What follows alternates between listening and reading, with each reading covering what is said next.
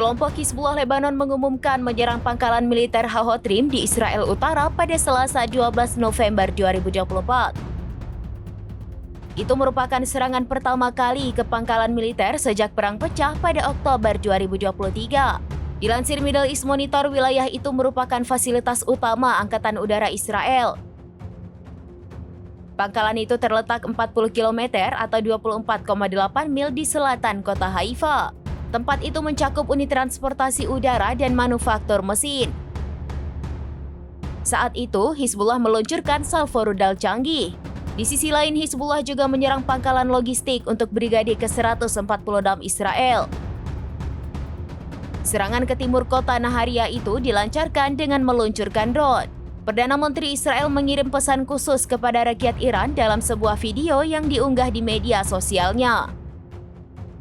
Dalam pesan itu, Netanyahu berupaya menakut-nakuti rakyat Iran dengan memperingatkan jika serangan ketiga Iran hanya akan melumpuhkan ekonomi Iran.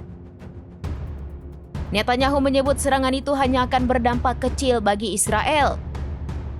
Ia juga menghasut rakyat Iran untuk memberontak ke pemerintah mereka atas kebijakan yang ia nilai menyengsarakan rakyat sendiri.